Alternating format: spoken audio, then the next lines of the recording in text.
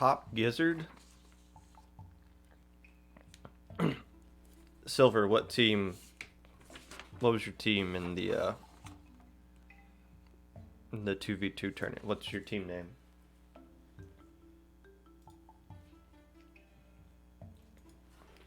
So I'm literally looking at that right now. Are you the one artist and one fartist?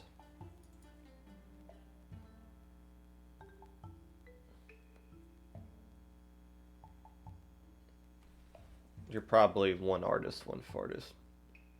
Yeah, I got it right. Oh, that's hilarious. 4-2, not bad. Congrats.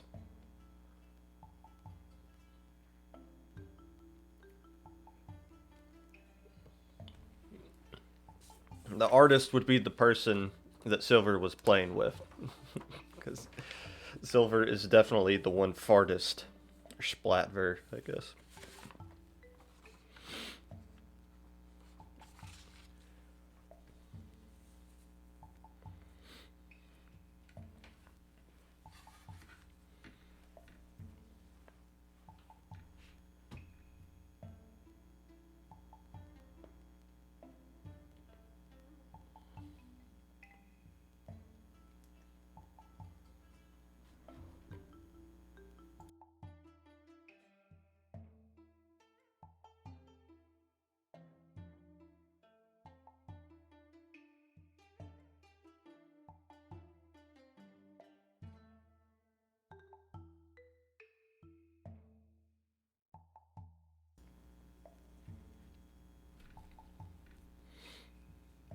No low ink preview.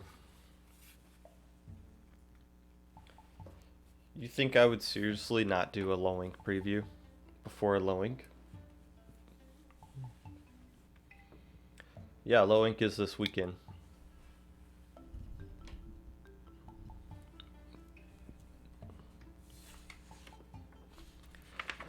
Yeah, Carbine, Resilience, we'll talk about that. We're going to talk about that. It's not my titles. Yes. We'll get to that. We'll get to that soon, young Tofi. We'll explain that.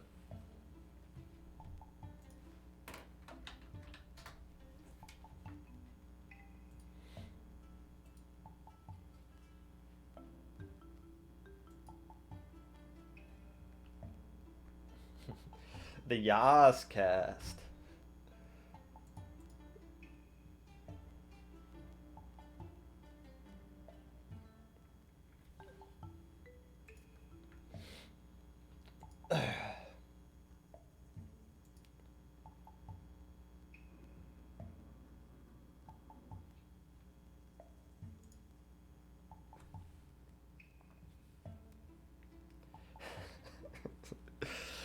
Welcome back to the User Cast. I did buy some strawberry milk, some Nesquik strawberry milk yesterday at the grocery store. I will drink it on stream if I get sponsored by Nesquik before this episode is over. Which I don't think is really an organization you want to sponsor you. I'm pretty sure Nestle is like one of the worst corporations we have on this planet, but who knows? SAC.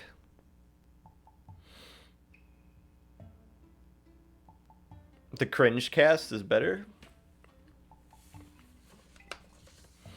Maybe I'll just quit my job and just do Splatoon podcasts every single day, Monday through Friday. Tuesdays will be cringe. Mid-level Mondays, cringe Tuesdays.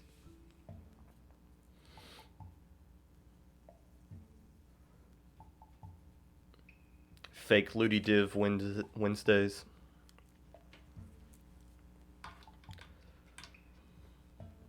Weekly low ink preview Thursdays.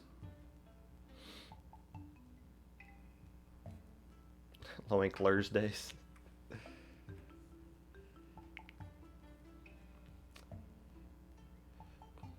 I did, yeah. I dressed up. I wore a suit and tie last week, and to help balance it out, I'm wearing a hoodie this week, so that everything's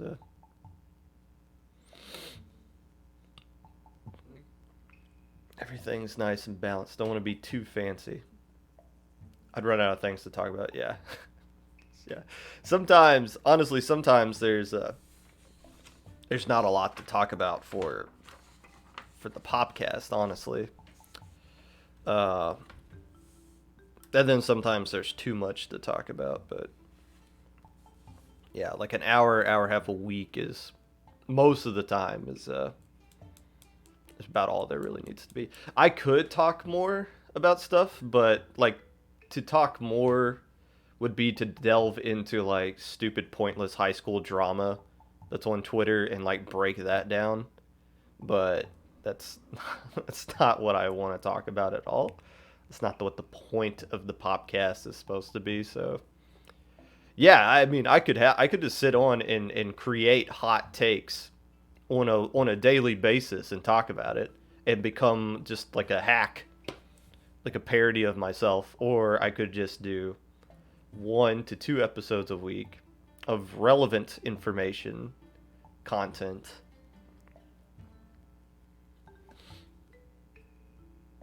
and just have it be good instead of just doing 5 episodes a week and they all suck. And the only people that watch me enjoy toxicity or things like that, which a good chunk of people in this community really enjoy. You can become a Twitch partner by being a toxic a-hole, and I'd rather avoid trying to do that.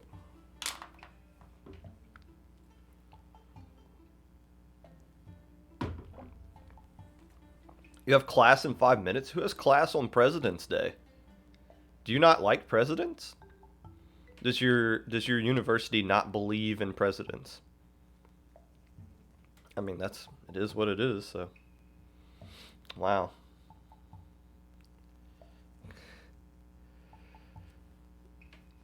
Cooking with Miss Popgun streams? You mean Miss Popgun cooking and me harassing her in the kitchen? That's usually what cooking with Miss Popgun means.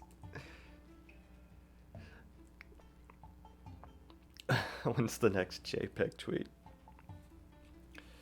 That would be great. Miss Popgun makes some boss food. I believe boss is a term people are using nowadays to signify something being really good.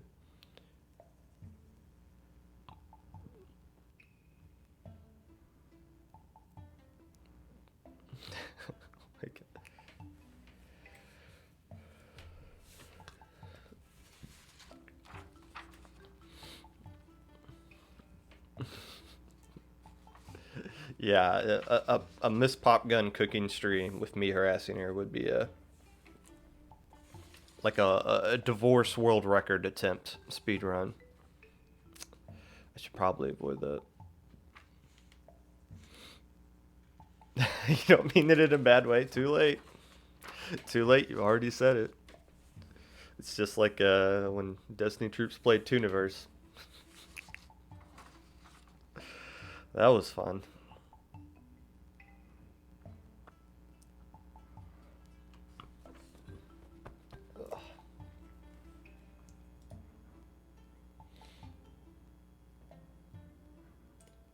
Here you go, Mega. You got your tweet. Congratulations.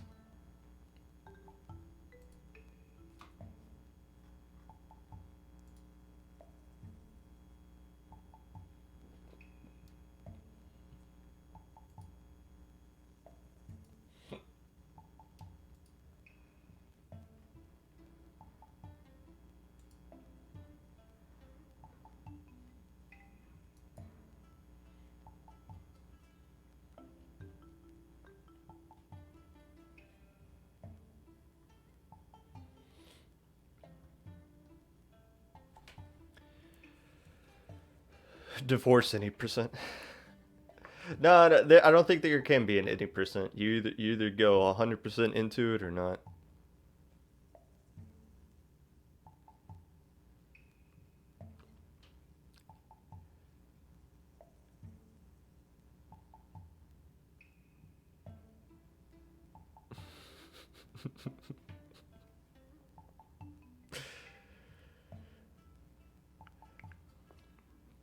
The fridge debacle. Yeah, we got a we built a new house 4 years ago, 5 years ago, and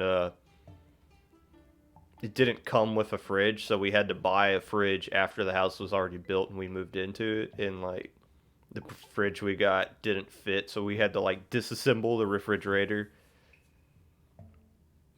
over the course of a week to get it inside. And then I think we installed the water on it a little bit long, so like we came back and like our kitchen was flooded. So yeah, that was lessons learned.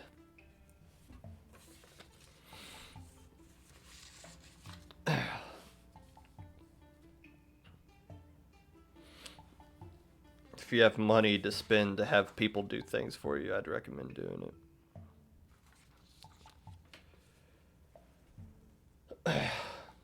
Life's too short to be Captain Hard Butts and doing everything yourself. The refrigerator was appropriate. We love our refrigerator. Next episode of the Popcast, we'll do a tour of our refrigerator because it's really nice. How about that? Refrigerator Tuesdays.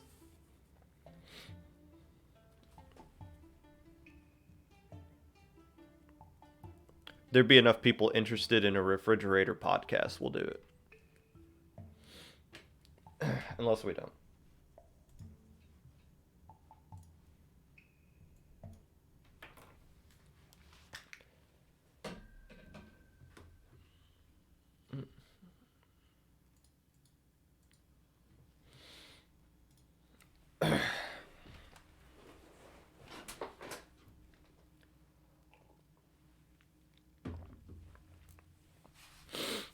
Hello, friends, and welcome back to the Popcast.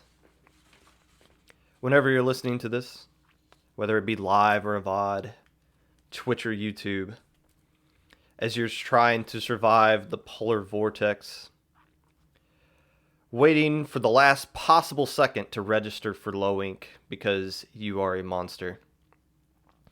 Tweeting who wants to be suggested the moment you get into +0, thus proving it is more about clout than actually playing in drafts. Whatever it is that you're doing right now, I appreciate you taking the time out of your day to listen to this. Unless I don't. I am so tired of shoveling my driveway and then waking up the next morning and seeing that the driveway is completely snowed over and everything that I did the day before to clear off the driveway so we can safely leave the house has been undone. Okay, and I understand that Texas is basically in a state of national emergency right now because they're getting snow for the first time since the Reagan administration, I guess. I don't know. But I understand to all my listeners in Texas, hang in there. As a Midwest person, I'm not going to sit here and say y'all are soft because I understand that your city and state is not built with infrastructure in place to deal with cold weather as we are up here in the Midwest. You know, I grew up in Kentucky, and when it snowed, it did snow frequently, but it would snow and like it would all be gone by the afternoon. Here in the Midwest in Indiana, when it snows, it freaking stays here. We have snow on the ground that has been here since low ink weekend in January. Like it still hasn't melted and it's still coming down. So hang in there, guys. You'll survive this. Unless you don't. You guys hate Valentine's Day. My goodness, people. So happy post-Valentine's Day to those of you who celebrate it, and to the vast majority of you who not only didn't celebrate Valentine's Day, but flat out hated it. I'm sorry. As somebody who has had the same Valentine for the past 7 or 11 years, uh, I don't understand your hatred. I can't understand your hatred, and I can't pretend to understand, but I'm sorry that you had to suffer through another Valentine's Day. Hopefully next year will be better. Uh, Possibly not. And last but not least, a very happy President's Day to everyone in the United States of America. I get off for work. This is a paid holiday for me. President's Day. I have no idea why. I don't know what the purpose of President's Day is. I don't know what I'm supposed to be doing to celebrate President's Day. Should I be like, after this, should I just on my couch and reflect on James Buchanan or something like that? I have no idea. In order to celebrate, though, I decided to dress up as my personal favorite president, Eminem. And we are, so however you're enjoying your President's Day, congratulations to you. And to those of you who are off school today and you are watching me live, as opposed to watching me during class, which I suspect some of you might have been doing anyways. You get to watch me without being truant, so congratulations here. News! Low Ink is this upcoming weekend, which is really weird because the last Low Ink was just 2 weekends ago. So I did my Low Ink recap 2 weeks ago. Talked about things last week. And now this week, I'm going to be doing another preview. If you notice on the today's topics, I'm not doing a preview today. There's a couple of reasons for that. Number one is the fact that Low Ink was so close to the last one that there's not really enough information out yet for me to do a preview other than just be like, well, this team finished second, so I'm going to make them number one, and this team finished fourth, so obviously they're going to be number three. And it's like there hasn't really been a lot of tournaments since then. We had SAC and we had Midpoint this past weekend, but there wasn't really enough time for me to kind of look into that to see how to like calculate that into my preview. So we're going to do the preview Thursday for that reason. Another reason is because not a lot of teams have signed up yet. Last I checked, 39 teams have signed up for Low Ink, which is frustrating because that means about 100 teams are going to sign up over the course of this week when they realize it's this weekend. So that sucks. A lot of time this week for staff is going to be spent verifying a lot of players very quickly. So with that being said, I don't really know who's even going to play in this tournament. I could do a top 10, and like 8 of the teams might not, that I put in the top 10, might not register or might not even be allowed to play. Maybe like the results they got or a result of a team they beat is too high to where that just kind of knocks that out. So who knows? We need some time to figure some things out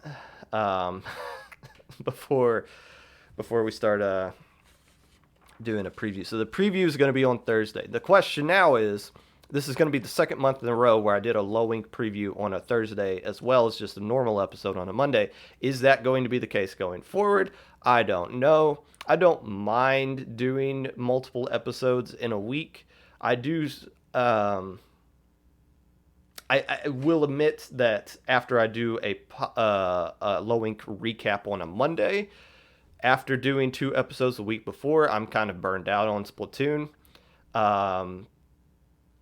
which kind of sucks because I also do competitive. I also commentate. So Splatoon is love it or hate it, Splatoon is a big portion of my life now, which is kind of weird for me to say, but that is true. So I don't want to spend too much time focusing on one aspect of what I do with competitive Splatoon over the other. But at least for this week, I'm gonna do the preview on Thursday. So 2 Popcasts this week, and I wanted to. I don't know. I mean, I could do a preview today, but I just feel like it'd be kind of half-butted to say, if that makes sense. You know, I don't want to just phone in episodes. I don't want to just be like, oh, well, there's a low ink, so that means I can easily figure out what I want to talk about this week and easily figure out what I want to talk about next week. No, I don't want to get into a rhythm. I don't want to come like complacent, if that makes sense. I want to challenge myself to come up with things to talk about that are relevant and to something like the podcast. So I don't want to just rely on low ink to do all the programming for me for this thing, if that makes sense.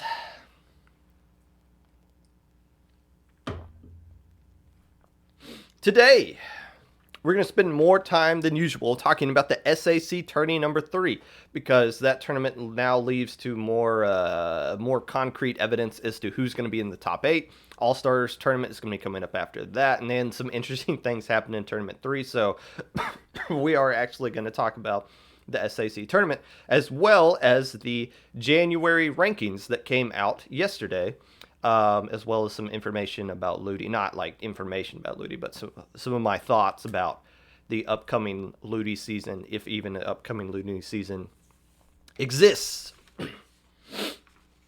But first, since I was kind of coming up with things that I wanted to talk about this week, I sent out a tweet yesterday saying, what do you guys want to talk about? And that's got some responses to that. Some were good, some were horrible. But enough interesting topics were brought up that I will mention here. And this might be something I do going forward. Maybe we'll do more like, what do you guys want to talk about on the podcast? And we'll talk about, maybe we'll get to some point to where I actually promote my Discord server, and we'll do like you can hop in a VC, and then I'll join you, and we can do like a radio phone-in call kind of thing, where you can ask a question and we'll answer it through that, or you can give your take on something or whatever. But I understand that idea could backfire extremely quickly on me, but who knows? I want to experiment more with what I can do with the podcast other than just me recapping tournaments every single week. Some of the topics that were brought up on Twitter. First off, somebody asked if I was going to recap SAC and Midpoint. Of course I'm going to recap SAC to some extent. I was not going to talk about the Midpoint Draft Cup. Or not the Midpoint Draft Cup, just the Midpoint Cup. So let's talk a little bit about it now since somebody brought it up. The Midpoint Cup happened yesterday on Valentine's Day. A very important tournament, I think, to have in this community, because we needed more mid-level stuff. And here is something with the word mid in its name, with a trusted organization like Midpoint. 29 teams signed up for this one. That is a healthy number of teams to sign up on a Valentine's holiday, considering there was another tournament going on at the same time that I'll get to later. But and it also, another kind of rough thing about this is that it's going on right after an SAC. So a lot of teams that played in SAC might have wanted to play in this one. Destiny Troops personally didn't, because that's too much for us in one weekend. But we would definitely be interested in playing in Midpoint going forward. I will say just briefly, I have no idea who the teams that actually won this are. The team that won the whole tournament is named Spiel Spa B Pups. I don't know who that is. The team that finished in second place, though, is Booyah Gang. If you recall, Booyah Gang is the current Ash Cup champion. In fact, the team that went completely undefeated in Ash Cup, the only perfect low-level tournament we've had in a long, long time. And the question was, who the heck was Booyah Gang, and how good are these guys actually? Like, how good are they for real? Well, this tournament kind of gave us a little bit more information about Booyah Gang. They came into a very tough midpoint tournament. A midpoint tournament where Pure Divinity didn't even make top cut. That's how tough this tournament was for mid-level. Pure Divinity is a really good team, and they didn't even make the top 16 here. But Booyah Gang finished in second place, proving that, these guys are pretty good. This French team, I believe, is what we learned about them during the last Ash Cup. These guys are pretty good. The team that finished in third place, Baketsu. Again, I have no idea who these teams are. I don't know if these are just pickups or what. I've never seen these guys before or these names before. Somebody's saying the first place team was a pickup from Germany, which makes sense, I guess. Spielspa Pups with a B somewhere mixed in the middle of that name. So a nice win for those guys for a pickup. But the other thing I'll say about Midpoint is I like the format. Look, these tournaments don't need to be grand epic adventures. It's group stage into a single limb top cut with a single limb silver bracket as well. That's great. That's perfect. That nothing's wrong with that. That is, in my mind, that is the ideal format for everything. If everything was that, would it be boring and stagnant? Yes. But I'll never have anything negative to say about something like that. In low level, I don't really like groups because it's kind of forces you're scripting teams that are like not really that good and are looking for ways to improve. You're kind of scripting them to lose every single game in some instances. So that's my only kind of hiccup with groups in low level. But mid level, I mean, look, we're not going to we shouldn't be coddling people at mid level, in my opinion. Win or go home, sweetheart. This is big boy Splatoon, or getting close to big boy Splatoon here. So groups into single limb is great. And I point out the format because I really don't understand why the Draft Cup format is groups into double a limb. That is beyond ridiculous. That was the case in the most recent Draft Cup. And I read a promo for as I was doing grand finals for SOS last week. I read a promo for the upcoming Draft Cup, and it said it was groups into double limb. That is stupid, guys. That doesn't need to be this grand epic adventure that takes 6 to 7 hours for a Draft Cup tournament. It's just a pickup tournament. Why would that be double a limb, but the actual team one would be single? So I don't really know what the mindset behind that is. I don't think there is one. But regardless, hopefully they looked at the success that the team tournament they did and try to translate that into the non-team tournament that they're going to do at some point there. And lastly, I do want to point out the prize money. Where did they get the money for this? This is interesting. The top place team got $200. The second place team got $100, and then third place, I believe, got $33 or something like that. The starting prize pool was $333.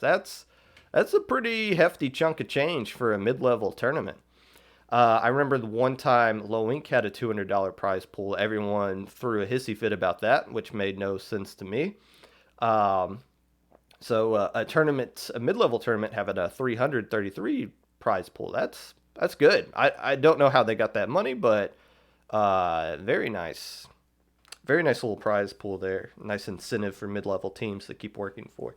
Is this a monthly tournament is my question. I think the intent is for it to be that. I don't think they can come up with $300 every single month. It doesn't matter. I feel like a lot of teams will play anyways, but I've always said we need more mid-level tournaments.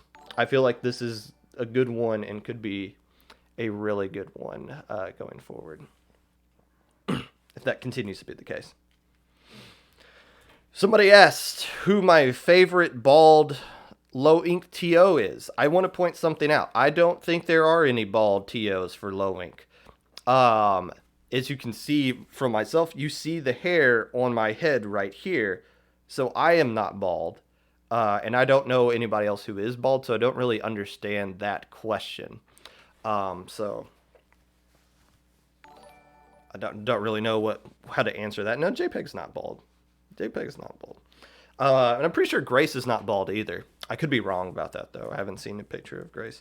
But I mean, look, guys. I wash my hair like you do. I get haircuts like you guys do. I wax the part of my head that is balding like you guys do as well. So don't just come out here and say, who's your favorite bald TO? I don't know. I don't think we have any other than like Sindao or something, but he doesn't work with Low Ink. Somebody asked if C-Boy's going to be banned. Duh. What, you think you can win an SAC tournament and that's higher skill level than low ink and then still be let into low ink? Of course they're banned. Are you kidding me? And somebody DM'd me that. Don't DM me about other teams' eligibilities. I'm never going to respond to that. We're not having private conversations with any of you about another team's eligibility. Ain't about that life, Chief. The LGBT plus Friends Cup. This was another tournament that was yesterday, and it was a 2v2 Valentine's special tournament. And this got a lot of teams signed up for it. This was the 48 teams signed up for this. Now, 2 dropped, but they still played some games, it looks like. So that is, 56 participants in that tournament? That's pretty awesome. I know there is like a weekly 2v2 tournament. One battle fight, and the name of it escapes me. I'm sure someone in chat. Dual Ink, thank you. Dual Ink. And I don't know. I don't really look into that. I don't know how many people play in that, but for this tournament right here, pretty nice to get this number of teams. I don't know. I don't look too much into this, but whenever there is a tournament that has crazy team names, you guys know I like to point those out. The top 3 that I found interesting, I don't know if they're good or bad, but they at least caught my attention. One team was called Bombs. It's yours, my friend. Another team was called Orange, You Glad You're a TO. And lastly, Shark Bait Hoo Ha Ha. And of course, I see one name that did escape me, but somebody pointed it out in the pre-show. One artist and one fartist.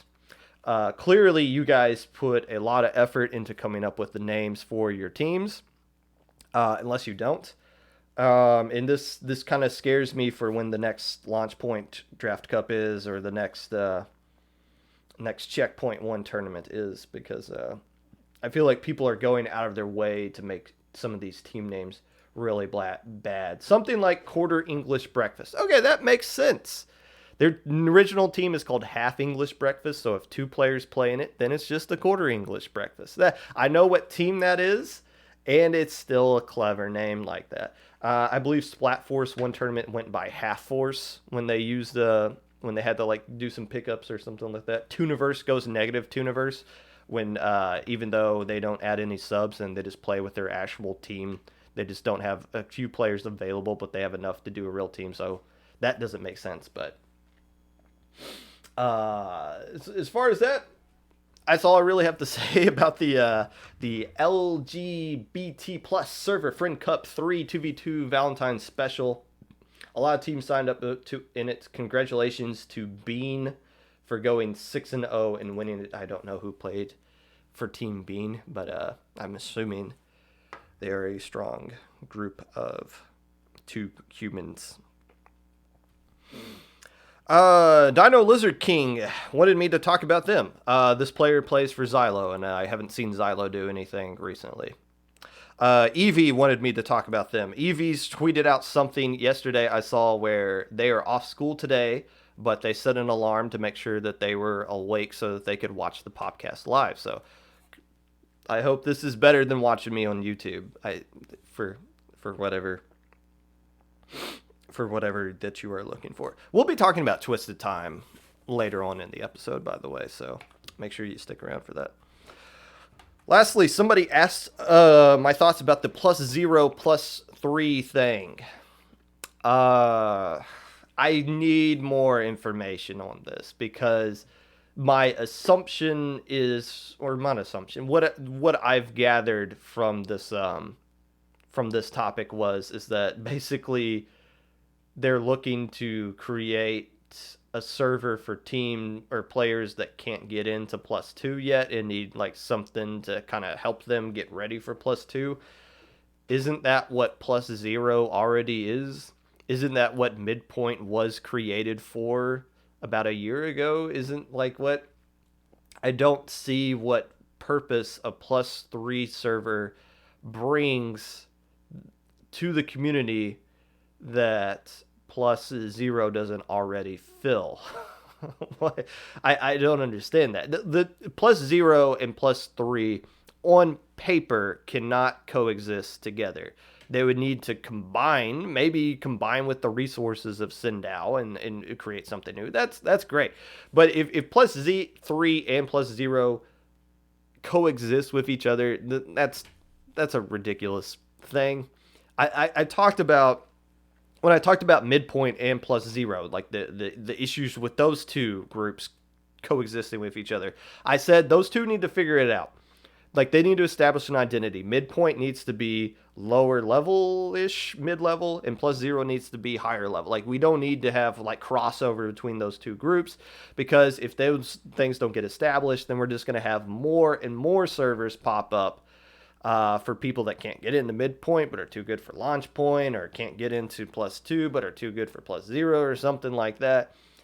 We're just going to keep creating more and more of these exclusive clubs so that everybody has a club that they can be a part of, and everybody has a clique they belong to, so that everybody's happy.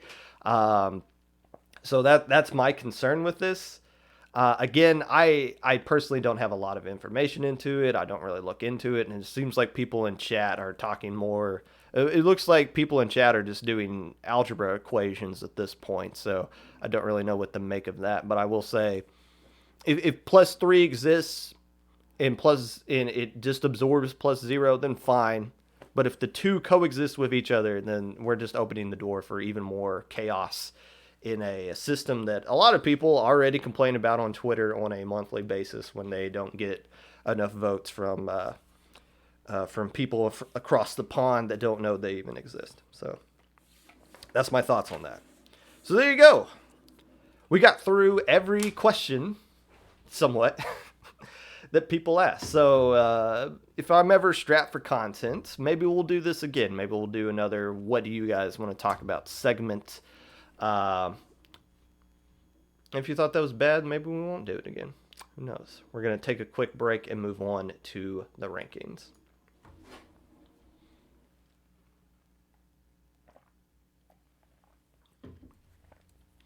Plus 0 and plus 3 wouldn't coexist. Is just moving to the plus server. Well, what's the point of that? Just to take advantage of the plus server's resources, I guess. Put everything under one roof. X squared plus X plus Y equals 0. Okay. X equals 0 and Y equals 0. How about that? Or is 0 squared, like, is that like one of the things? God, it's been so long since I did where I had to actually do math. All right.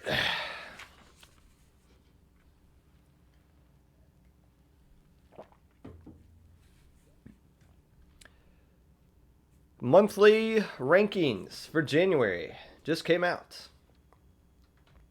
And if you would like to follow along with me, please click on that link, open up your Google Docs to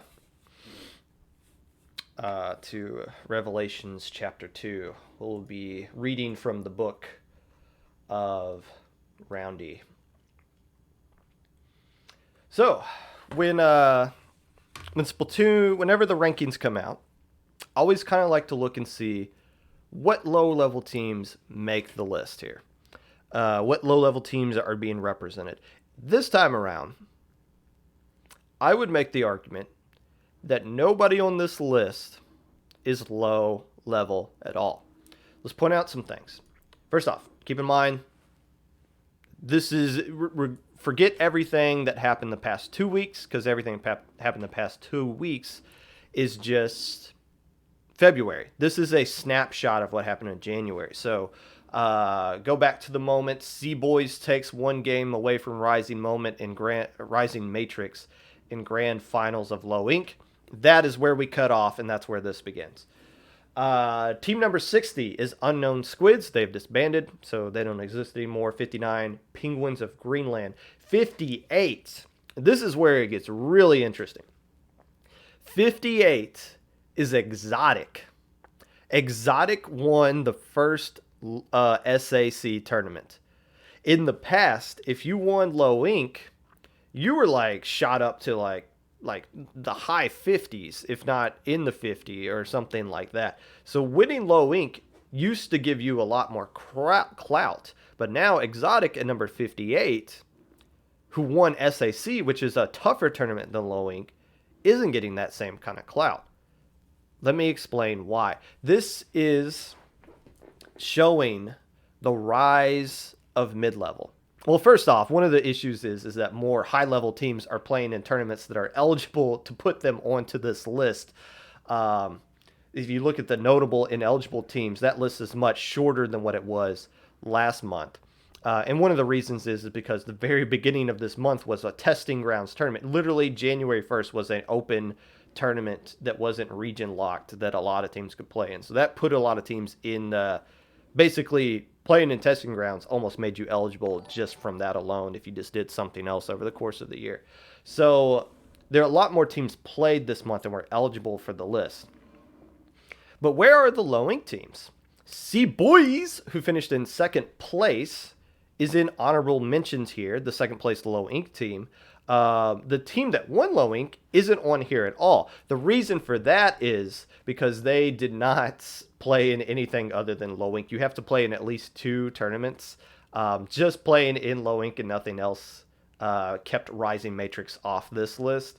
They're not even in the notable ineligible teams list. So Rising Matrix, I did see they played in the Midpoint Draft Cup yesterday, so it looks like they're still kicking. They didn't just win the tournament and bounce. They're still trying to improve off of what they did right there. But still, an interesting snapshot. Now, we knew mid-level was not going to be on this list for much longer. And it's interesting because they extended it from the top 50 to the top 60 just to help include more low-level teams. But now it's getting to the point to where low-level teams are not going to... I think Inkigogos show up like 80%. So, well, that helps too. And I don't know if this counted or not, but Destiny Troops played in one of those SOSs.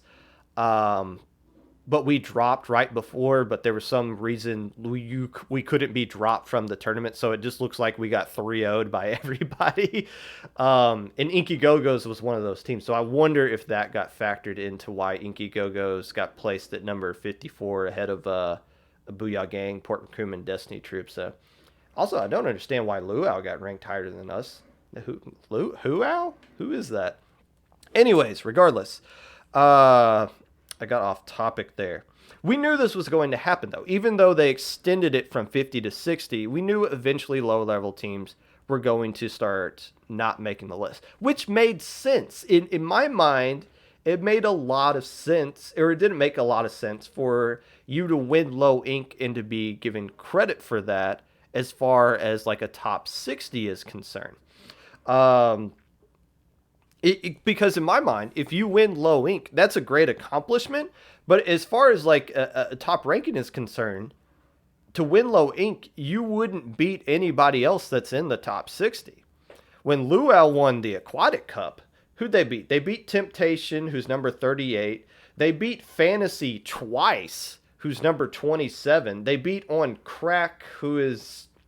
they looks like they're number 61 because they received the most votes but didn't get into a spot. So Luau winning Aquatic Cup would give them tons of more credit than anybody that would win low ink, because if you win low ink, nobody on low ink's even on this list. So every team you beat, like, you shouldn't be given credit for beating a lot of teams that aren't on this list versus something now, which that is the case. That is why Luau is number 43, which I find interesting. I feel like they could have been a lot higher. Maybe how they did in testing grounds at the beginning of January held them back a little bit, but regardless, again, what we're seeing here is not low level getting the shaft. What we're seeing here is something we've all desperately wanted to see, which is the rise of mid-level.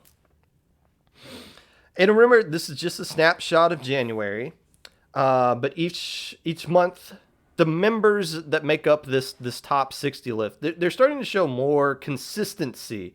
We're starting to get an idea of what you can do to make to rise this list, and what kind of keeps you from going down. We're starting to learn like what kind of wins the community likes to see you get, how many bad losses you can take and be forgiven for. Each month gives this list more credibility. Like, this isn't just something like, oh, cool, some guys came together and make this list. No, it's now coming out consistently on a monthly basis. I think it's something that more and more higher level teams are starting to look forward to. The conversation is starting. There's more conversation to be had about this list than what there was in the past. So it's exciting to see that this thing keeps going. And we need it to. Because we need this to replace Ludi. We do. We need this to replace Ludi as the community-wide ranking system. Let's talk about that for a second. Speaking of Ludi, what are these tweets that are coming out from Ludi? We got this tweet back on November 26th that just basically said soon. And everybody freaked out about that. That was what? January. That was almost 4 months ago. Soon. Everybody freaked out about it.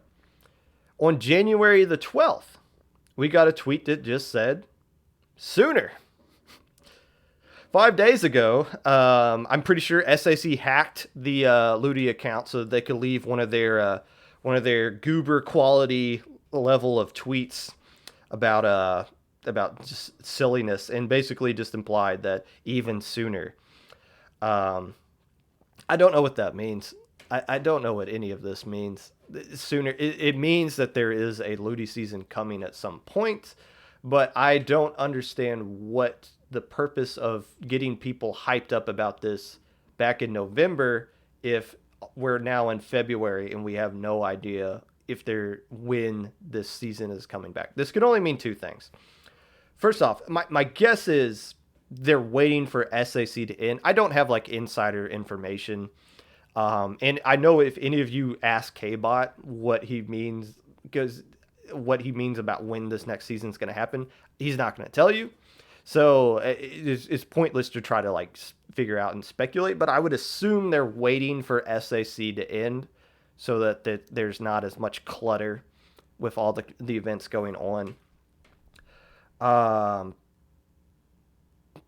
But there's the reason they're getting people hyped up here. They could only mean two things. One, either major changes are coming and they haven't ironed out how they want to adapt those changes yet. So they don't have anything fully to announce. So they're just kind of saying, hey, we're thinking about it. We just don't know yet. Or this is just a giant prank. that is just being used to get people hyped up for nothing. Divs, I am excited though about Ludi coming back, if it comes back. Divs are going to be really, really interesting when Ludi comes back. Will there be a combination of what teams have accomplished since last season? Will the divs be made up of what you've done over the course of the end of last Ludi season up to now? Or is it going to be more of what the monthly rankings are, which is just a snapshot of each individual month? And when the next Ludi does come out, I will try to get a Ludi seeding person on the Popcast to answer some questions. And I will plan to cover on a weekly basis, just do episodes maybe on like a Tuesday or something like that of just like Div 5 to Div 8 Ludi weekly recaps of the matches that go on and things like that. But I want Ludi to come back because some of these self divs that you guys are giving yourselves are getting cringe worthy, just getting absolutely cringe worthy. I saw one last night. And I'm not going to get into it, but if some of you, if I were to believe some of the divs that you guys are coming up with yourselves in low level, Destiny Troops is Div 1. Like there's no way. Like if If Div 4 means you're a Gamma Bracket team, my goodness, what happens if you actually win low ink? You're a Div 2 team. That is so like it's cringe because divs are 10 months old. If you use divs still, are you the kind of person that still uses a flip phone? Do you realize we have like colored television now? Like you don't just have to get rabbit ears to get like 3 radio like TV stations on your tube there. How do you even know the Popcast exists? Like if you still use divs, you must be thinking in a mindset where you don't even realize Twitch is a thing or YouTube is a thing. Like this is such an old-fashioned way of doing things, still relying on divs.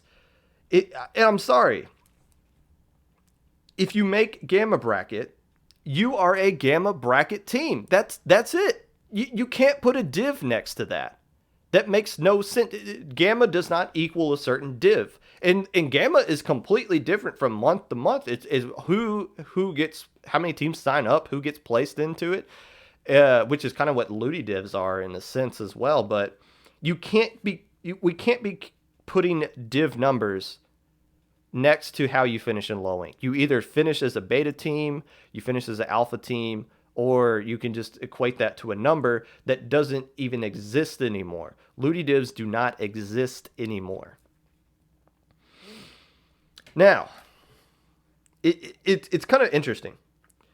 We at IPL get asked this question a lot because for low ink, we do still have Div 4 and below as like the cutoff for levels or for skill gap for low ink. And we get this question a lot. What is Ludi? which is a funny thing. It's something we kind of joke about, and it's actually one of the commands that we can just pull up, like exclamation point, what is Ludi, and then the bot explains Ludi to you because it gets asked so many times. But think about it like this. People are asking about Ludi because it's been 10 months. If you join this community, the competitive community, 10 months ago, of course you have no idea what Ludi is. We're talking about like an ancient tournament that a good chunk of people that are new to the community have no idea what it is. Like, of course they don't know what a div is. They've never experienced it. So it makes sense that people are constantly asking, what is Ludi? What is a div? It doesn't mean anything. It's like us talking about Ludi. It's just like going to your grandkids and be like, let me tell you the story of the Div 2 Easy Clap. And they're like, oh, Grandpa talking about the old Ludi days again. Like it's becoming a myth. It's almost like something that didn't ever exist before. The only reason Ludi is still relevant is because you guys are so thirsty for a new div. And a lot of you are going to be heartbroken when that happens. I'm sorry. I hate to break this to you. Everyone says they're Div 3 or 4. Y'all realize only 24 teams get a specific div. And someone has to be Div 6 through 8. Like nobody's going out on Twitter or the free agent post and claiming to be Div 6 through 8. You realize somebody has to be that, right? Like somebody has to fill that spot. It's going to be some of you Div 3 teams, I promise you. And you guys are not going to be ready for that reality shock. And I know I ranted last week about low level not needing to play in open tournaments like they're being told they need to do. But if you guys care about what div you want to get for Ludi, which I understand why you would care about that, I do. But you only play against other low ink teams, other low level teams that are also going to populate Div 6 through Div 8.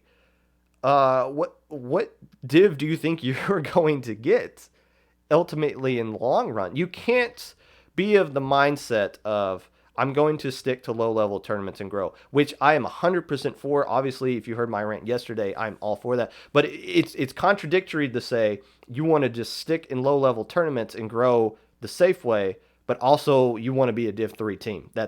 Those things don't exist. You can't be a low-level team and be Div 3. I don't care what your scrim results say.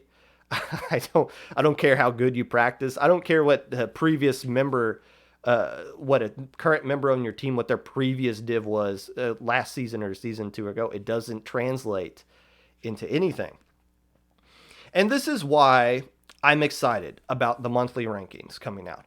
And again, monthly rankings don't cater to low level, and that's the problem. And that's why people are still talking about divs because, well, I can't be in the top 60, but I can say I'm a Div 3 team. No, this is what low ink is for. Low ink kind of fills this gap. Low ink, if you finish in gamma, that month, you're a gamma bracket team. If you finish in beta, that month, you are a beta bracket team. And I've seen more people do this instead of asking for scrims at a Div 5 through 4 level because that makes no sense. Nobody knows who's Div 5 or Div 4. Nobody does. I've seen people start asking for beta bracket level scrims, alpha bracket level scrims, and that makes sense. And somebody was like, that's kind of cringe. How is asking for a Div 4 scrim not cringe?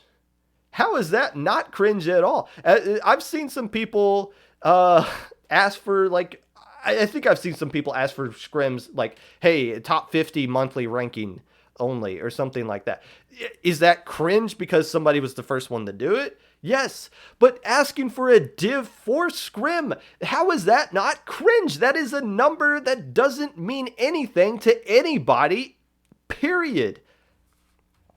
And that's why it's frustrating that Ludi keeps teasing people, because whenever Ludi just says something soon and they don't do anything for the next 4 months, all that does is get people hyped up for no reason. And I can't wait to see what div I'm going to be at. And like, yes, you're going to have to wait to see what div you actually are. But the problem isn't Ludi. The problem is us people that are just self-divving ourselves. So please, if you're a new team that formed in the past 10 months and you have, this is what our div estimate is, take it out of your Twitter profile. That's cringe. If you're a team that is forming and you say, well, this is what div we think we are, stop it. That's cringe. We need to change our mindset of how we do these things. And when we do, Ludi probably would really appreciate that, because Ludi's seeding gets so much more crap than anything else. And it's reality, it's just seeding for that tournament. The rankings that are coming out on a monthly basis, these are not seeding for anything. Like nobody, like, and they even put out, I believe this is like a bulletin in one of their things, is like, this isn't meant to be like seeding for every single tournament. This is just a snapshot of what happened this month. That is what a ranking system should be. So please, guys, I'm begging you, we need to stop looking at Ludi divs for what they aren't. And we need to stop, and until Ludi divs get updated, if Ludi divs get updated and you want to give those value for like a month or a month and a half, fine. But you can't say anything div related now, because there's nothing to compare it to from 10 months ago. There's nothing. It makes no sense. So please, keep the conversation going about the monthly rankings. Keep the conversation going about who makes gamma, who makes beta, who makes alpha, things like that for low ink. And maybe somebody put more emphasis on Parias when he does his top 100 low level teams. Maybe we need like a low level top 50 or something like that. I don't know. Anything would be better than just constantly using Ludi divs, is the point that I'm getting at. So there you go. Congratulations to the teams that made the list. I don't know why Luau is ranked above Destiny Troops. That's probably just a typo of some sort. We were ranked above them last month, so I'll always live in January. Luau?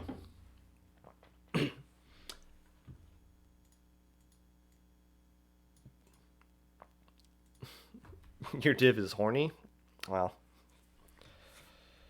I was a teenager once too. I get that. Do you think looking for SOS brackets covers enough ground though?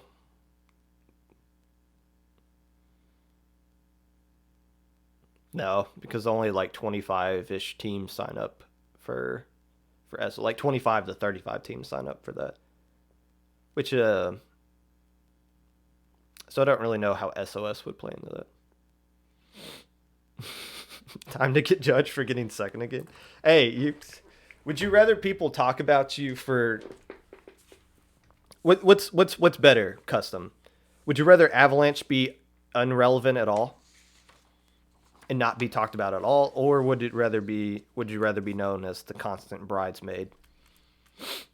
And you're not in second place in the standings, so that's all that really matters.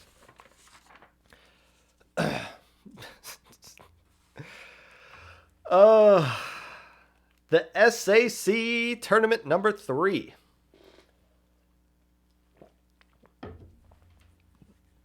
Fun times had by all. Love this tournament. I love SAC. I love what they're doing this year. The rounds are quick. The stream was great. And there's a lot of parity. These things are not predictable at all, which wasn't the case last season. The surprise, the big surprise of this tournament that I don't think anybody can claim they saw coming was, of course, the C Boys winning the entire tournament. Not just winning it, but flat out spanking everybody along the way. Spanking teams they have no right to be spanking, which was really impressive. First off, I do want to point out, yes, I like saying C Boys, and apparently a good chunk of people either love it or hate it that I say it like that as well. However, I will make the argument that if you just say the word C Boys, you are reading it wrong. They are not called the BOYS boys. They are the BOIZ boys. So that is, I'm reading it how it is supposed to be read. Okay, so don't give me that sauce. Also, I'm not saying C Boys because I am a personal fan. I don't have favorites here on the podcast. Turf be told, I hate all of you. So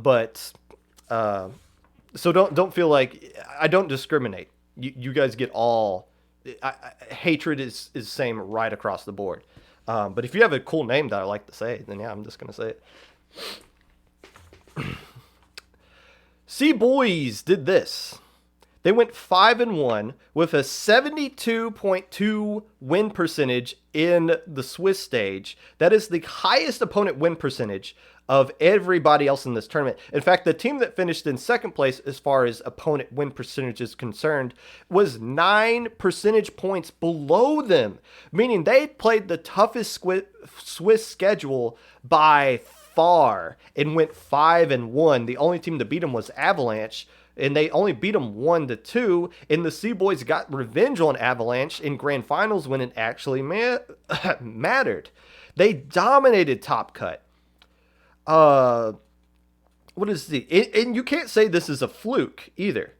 You can't accidentally beat Xanadu, Exotic, on crack twice by a combined score of 6-0 and Avalanche all in the same tournament. You can't accidentally do that. That's not a fluke. Sea Boys are legit. They are the real deal, and I cannot believe it.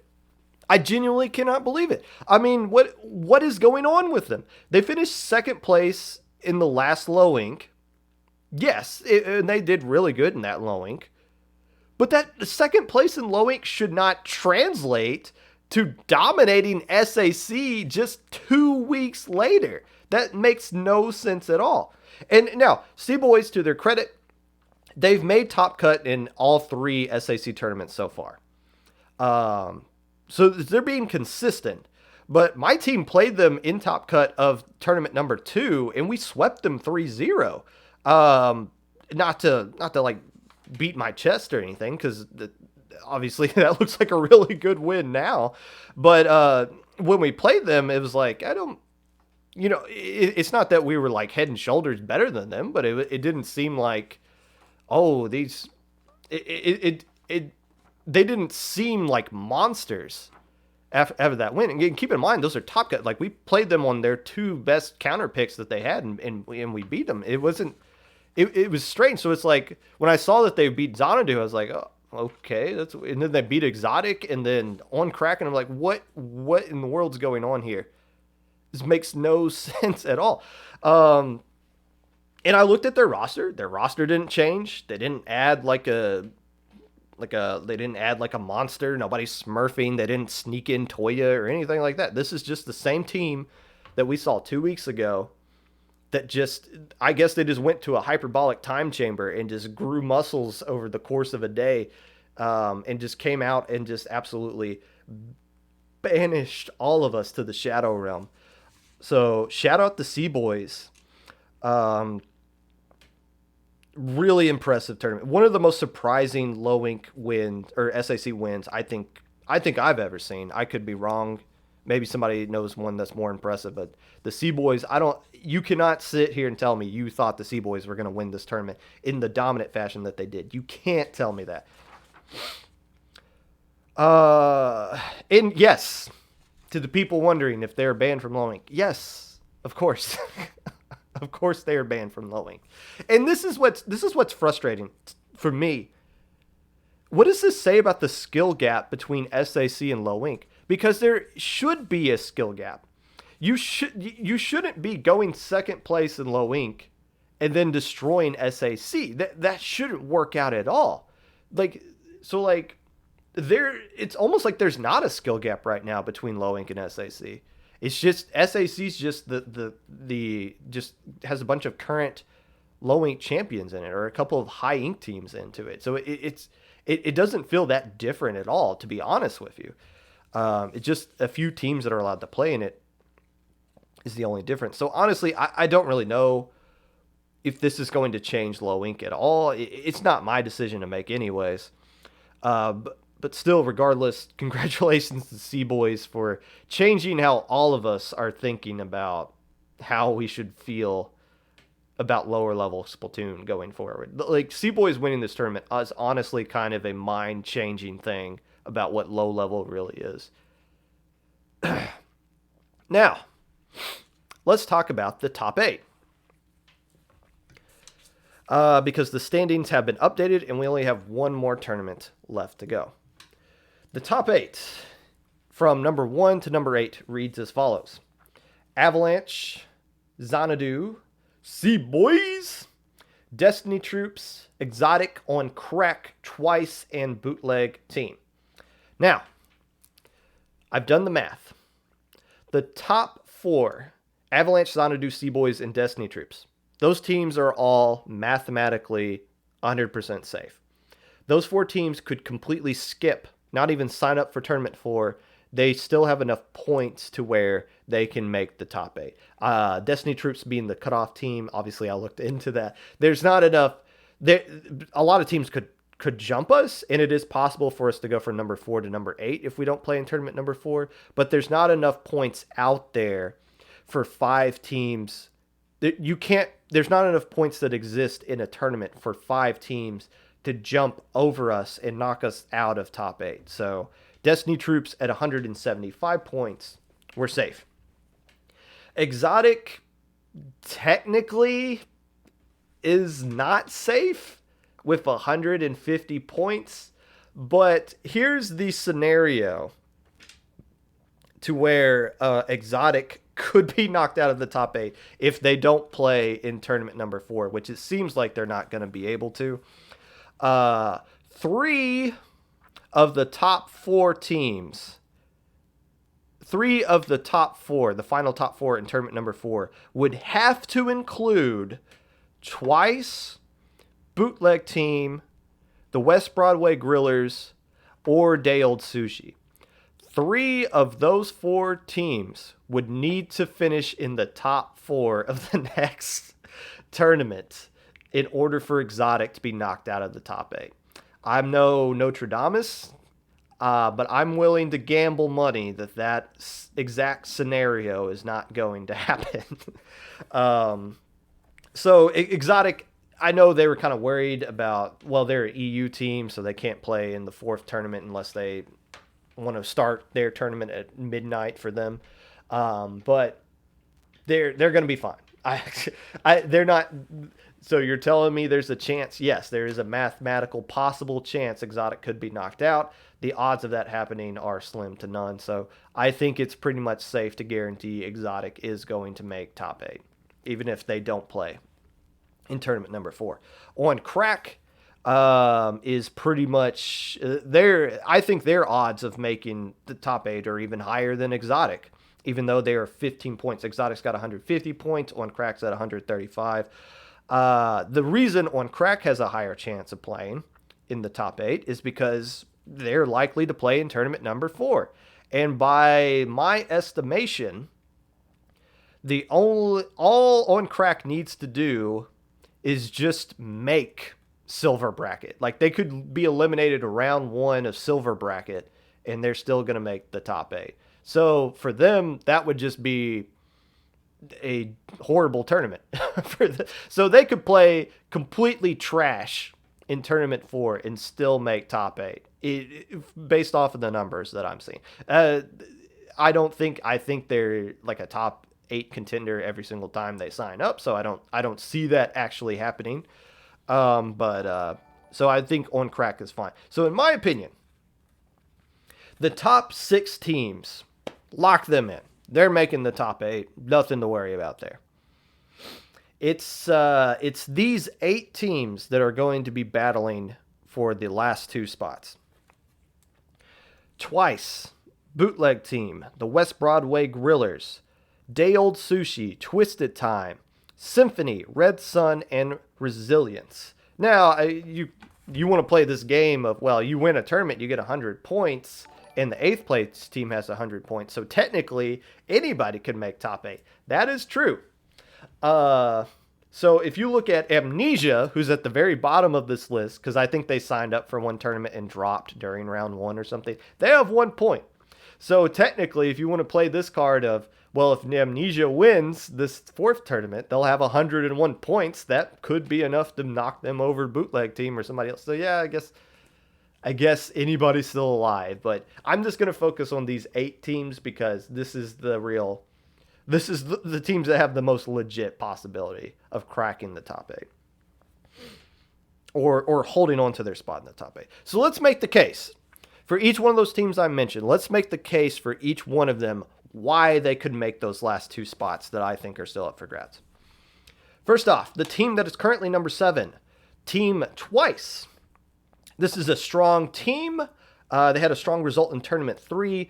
Better results in each tournament that they played in. In Tournament 1, they didn't make any bracket. Tournament 2, they won silver bracket. Tournament 3, they made top cut. So if they continue on that trend, I feel like Twice is going to get enough points in Tournament 7 to where they're going to be just fine. Bootleg Team. Here's the problem with Bootleg Team. They have 100 points, yes, but they only have 2 tournaments under their belts. They didn't play in tournament number 3, and we haven't seen them in low ink recently either. So the question is, did Bootleg Team disband? Are they just on hiatus? Did they just take a week off? Man, I bet they're really kicking themselves that they weren't available for this tournament because that would have really helped out their case. If Bootleg Team doesn't play in tournament 4, they're done. They can't hold on to their spot. There's no way. Some of these other teams are going to pass them up. The good news about Bootleg Team, though, is the tiebreaker has to do with your best tournament result, and Bootleg Team finished in 3rd place, I believe, in the first tournament, which is another case for Exotic. A lot of teams could match them with 150 points, but nobody's going to have the better result of them actually winning the tournament, so that's another reason why Exotic is safe. So that is the feather in Bootleg Team's cap. The only problem is, are they actually going to play? For the West Broadway Grillers, this is the number 9 team. This is the first team on the outside looking in right now. I think if I told you that if after Tournament 3, the West Broadway Grillers would not be in the top 8, if I told you that at the beginning of the season, how many of you would actually believe that? The Grillers are constantly ranked high in the monthly rankings. They're constantly ranked over Destiny Troops every single month. So people think highly of the West Broadway Grillers, but they just haven't been performing well in this season as far as like people would expect them to, and I would assume they feel the same way about themselves. They finished in silver bracket, eliminated in the first round twice. And last month they finally got into top cut. They got eliminated in round one. It doesn't matter. They still show some improvement. They finally made it into top cut and got some points there. The West Broadway Grillers have a lot of experience here. They're an old team. They played in a lot of SAC matches, and they're the first team on the outside looking in. Only a 20-point deficit separates them from bootleg team. So they got a good shot at cracking into the top 8, which is, in my opinion, where they deserve to be. Day Old Sushi, this is the interesting case for them. They also have 80 points, so they're technically tied with the Grillers as being one of the first teams left out of the top 8. Their problem is they've only played in 2 tournaments. They did finish in 4th place in tournament number 1. But the problem is they're an NA team, so you would think, in theory, they would they would have the mindset of that they could play in a tournament that starts at 6 p.m. Eastern time. But Sigurd kind of pointed out they didn't play in tournament 2 because they had to like cook dinner or something or what. So I don't know why. I guess that's just the case of just old manism, is where I can't stay up that late. I need to go take a nappy nap or something like that. But now there's something on the line. Day Old Sushi is borderline a top 8 team. Are they going to stay up past their bedtime and play in this tournament knowing that they have something to play for, or are they just gonna call it a season and not go after it? So that's the question for Day Old Sushi. Twisted Time is going to be this is a really interesting case for Twisted Time. They're at 76 points, so only 24 out of 8th place here. This is the best team to not make any top cuts in SAC yet. But they do so much damage in the silver bracket that they're racking up a lot of points there. They play the second tournament. They dropped like halfway through, so they only got a handful of points for that. But they finished in 2nd place in silver bracket and won silver bracket. I believe this last weekend. So they're doing damage in silver bracket. But again, they really only have to make silver again. They really just have to win silver bracket again. Like, they don't even have to make a top cut in a tournament to qualify for the top 8. So that could be interesting. If they don't make top cut, but they make silver bracket and they win silver bracket again, based off of how other teams finish, we could have a team in the final 8 tournament that didn't make top cut at any point in the season. That would be interesting. Really interesting to see. I wonder what SAC staff would think about that. That basically somebody farmed their way to top 8 just by being consistently good in the silver bracket, a bracket that didn't even exist last season. I'm fine with it because consistently good over the course of a whole season trumps being really good for one tournament and not for forever. For the rest of the season. So Twisted Time, I think, needs to make top cut though this tournament if they want to feel a little bit more comfortable. But there is a path for them to go into top 8 without ever making a top cut in any tournament. Real interesting. Symphony. Here's what's interesting about Symphony. They're at 74 points, so they're only 2 points behind Twisted Time. They have made top cut in tournament number 2 and took a game off of Xanadu, giving them a little bit of a scare there. But Symphony, what would be interesting about Symphony is, traditionally, if you make the top 8 tournament, like the final top 8, and you graduate from SAC, you get banned from Low Ink. Banning Symphony from Low Ink would be really weird, and not to throw shade to them, but the last time they made Alpha Bracket was September. Like, that was before we even had that was before Halloween. Like, you remember that episode where I wore a maid hat or outfit and wore a wig? Like, that was the last time Symphony made Alpha Bracket. And if they find a way to make top cut again and jump over some teams that are ahead of them, just barely ahead of them by like 2 to 6 points, then yeah, we're going to ban a gamma bracket team from low ink. A beta gamma bracket team from low ink. That would be really interesting, but warranted. And again, Symphony plays a lot better in SAC other than low ink. I think the problem with that is that at low ink there's more pressure on them to win because it's a lower skill cap. But something with SAC, they're at more liberty to play loose. There's no target on their back. They can just play how most people would expect them to play. And that probably translates to them playing better overall. So Symphony has an opportunity here to interestingly get banned from low ink in a way we haven't really seen a team get banned from low ink in the past. Red Sun is in the same kind of scenario as Twisted Time. They have not made a top cut. They do their damage in silver bracket, and they're consistently getting better in silver bracket.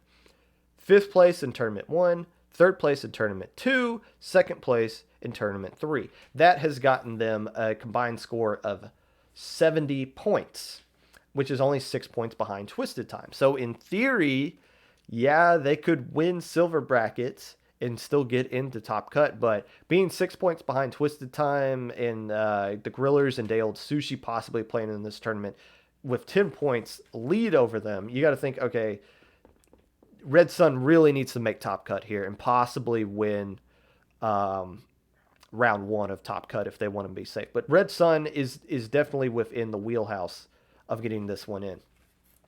There is a team called Unknown Squids that is in between Red Sun and Resilience. They got 65 points, but they disbanded and only played in one tournament, so I don't think they're going to be playing in this one. Resilience is the last team I'm giving credit to who can have a legit shot at winning this here.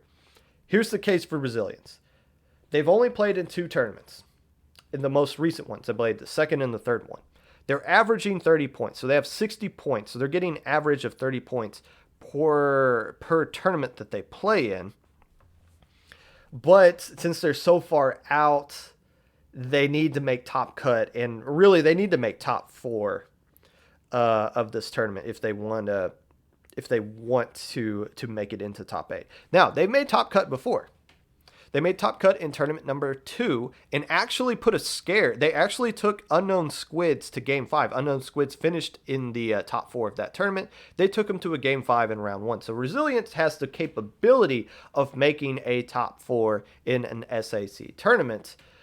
But now they have to because there's no choice. And it sucks because if Resilience had played in tournament 1, I think they're a lock. Well, maybe not a lock, but their odds of making top cut are significantly higher.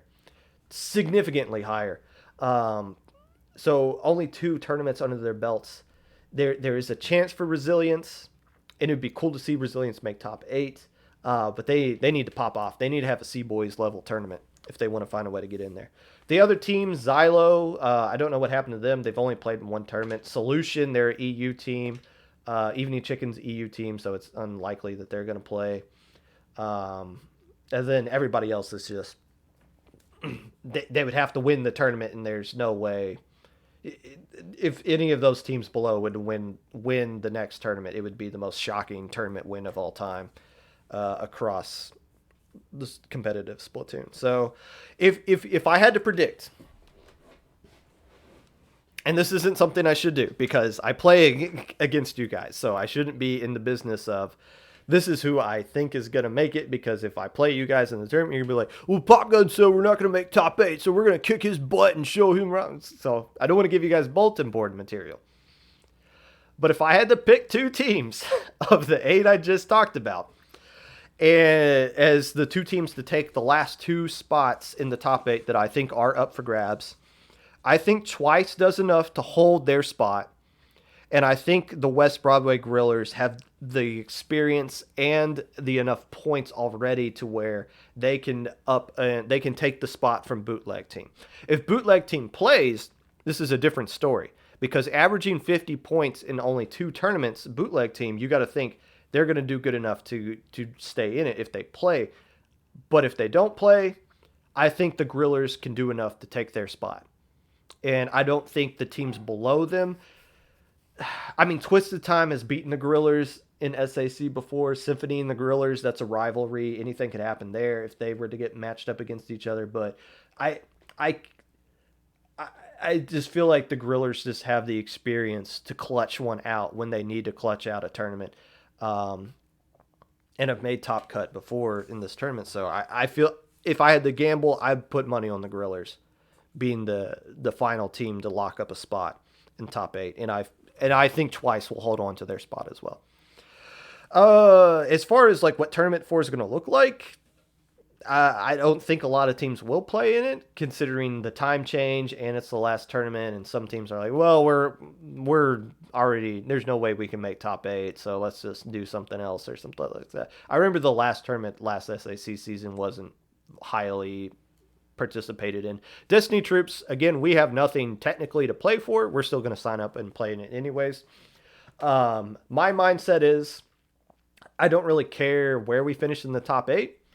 Like we could play to try to improve our seeding, try to like get over Sea Boys or Xanadu.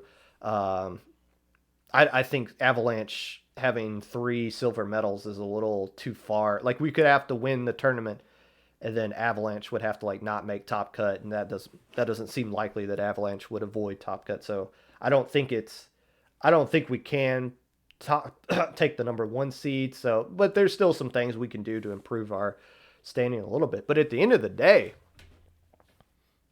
is there really any reason to improve your standings in this? I mean, look at this top 8. The teams that played in this top 8 are all really right with each other. Like this is the most parity we've ever seen in SAC. Last season, it was Arctic Moon until we realized Arctic Moon was cheating and they got kicked out. And then it was Narwhal Gaming until Narwhal Gaming lost a player and Illmatic finally caught up to them. And that was it. This tournament, Destiny Troops, we beat Exotic, who won Tournament 1. And then the very next round, we beat Xanadu, who won Tournament 2. So we played the current champions back-to-back and then lost the Avalanche, who lost to Sea Boys. So this all happened in the same tournament. So there's a lot of parity. You can't really say one team is better than the other, right? You can't say one team is far beyond. There's no favorite here. Now there might be some teams that are a little bit weaker on the bottom end. I mean, on crack, these guys are consistently improving as well. They've silver bracket and then top cut and then top 3. So like anybody could win in a top 8, and it doesn't really matter where you finish. Honestly, like the seeding doesn't really matter. Would I rather avoid playing Avalanche in round 1 of the top 8 tournament and play them later? Yeah, sure, but playing against them, they beat us, but it didn't get the sense of like, well, these guys are out of our scope. We can't take care of these guys if it came down to a crunch time situation or something like that. So it's the top 8.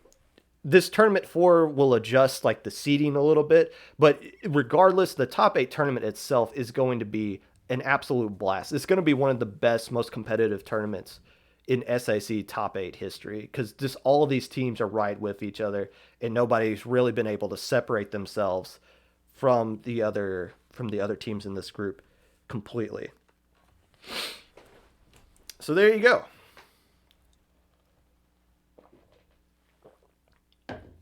And lastly, before Tournament 4 is going to be the All-Star Tournament, which is cool. The format's yet to be announced. Someone asked in the help desk if top 32 was going to be needed, and the response was we're still ironing out some details for that. So, my assumption would be is if I were to play the assumption game, some of the top 32 has disbanded, so I think they're kind of looking into that and be like, okay, we need to get these guys out of here because they don't exist anymore, and that might bump up some more people. And the format might just need to be adjusted or whatever. So I'm not going to sit here and speculate what I think the SAC All-Star Game is going to be. I'd rather let's just wait and see what they say. Maybe they do the podcast or whatever, and they'll talk about it. But everyone's like quickly asking, so am I in the All-Star Tournament or something? Like just wait. Like just let them do their job and tell you if it's going to be announced or not, or what's going to be in the tournament. Personally, I like the All-Star tournament. I think it's a fun idea. The past seasons have had their awkward issues to it as well. Season 1 was the Twitter poll. And depending on who else was in your poll, basically decided if you won or not. I remember Carrot, when she was playing for Sploot Troops at the time, and she got in the same poll as Satan from Ink Sync. It was like, there's like, Satan's clout was just too much to overcome there. And which sucks, because Carrot got a ton of votes in that poll, but like she got more votes than people that actually won their poll, but since she didn't win that poll that she was in, she didn't become an all-star. And like it was like 100 different polls, and what was really really bad about that SAC tournament one was, if you got people voted in from your team into the all-star game, you got points for that. Like, that's completely, and how you finished in that tournament gave your team points.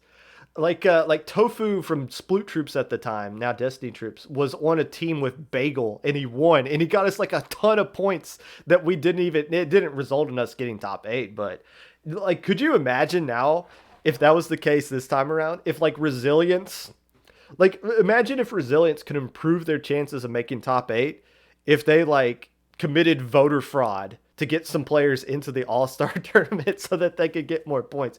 The All-Star tournament would be a whole lot more darker this time around if like we could cheese some things in the standings based off of who gets voted in. That would be hilarious. Season 2, wow, I still did the Twitter poll thing, but it was just like per team. So it was like, here's the members on Destiny Troops. You vote for the top 2 to go in. That I didn't understand at all, because it was like, if you're just going to pick 2 people for team, why don't you just go to the captain and be like, hey, who do you want your 2 people to represent your team be? And that's basically what we did. When our poll came up, I retweeted and was like, hey, vote for Tofu and vote for Turkey. These are the 2 guys we want in the All-Star game. Don't vote for anybody else on our team, please. And that's the 2 who got it. But it was like, if you're just going to do Twitter for teams, just ask the captain, and like he'll tell you who, or they'll tell you like who they want representing their team. I don't care what internet randos think should be in the tournament for Destiny Troops. I'm curious if some teammates on other teams got into a fight for that. Like, don't vote for that person, vote for me. And like actually legit had it like an argument at some point because of a system like that. Now, to be fair, whatever SAC does, I'm looking forward to it. It's fun. It shouldn't be for points. It shouldn't be for anything other than just meeting other teams, players in the SAC, and just having a fun time with it. Because think about it like this. There's no format for them to copy here. This is the only thing in the community that is like this. There's no other all-star tournament that we have. Keep in mind, this is an invitational and a draft cup at the same time. Both of those things by themselves are difficult to run. And ask JPEG how much fun it was to organize High Inc. that just had 12 teams in it. So imagine doing an invitational plus a draft cup at the same time. That's what the All-Star game is, and there's no real blueprint for them to copy of it. They're basically just flying solo here as far as figuring all this stuff out. So my hope is that this thing just gets over with. Everybody has a fun time, enjoys it. This is going to be the last season, obviously, for Destiny Troops to participate in it, so I'm going to just soak up the moment and enjoy it myself. Oh. And with that, an hour of 20 minutes of the Popcast on a day that I have off. The snow is coming down, so even if I go shovel my driveway, it's just going to get snowed back over again, so maybe I should just give up and just let the house become consumed by the evil snow. Let's wrap this sucker up and go raid somebody. Fish again? Always do fish.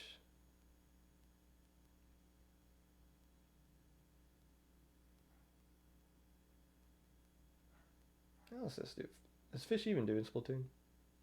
Stardew Valley. You know what? Let's go to SS Nolan. Let's go to SS Nolan.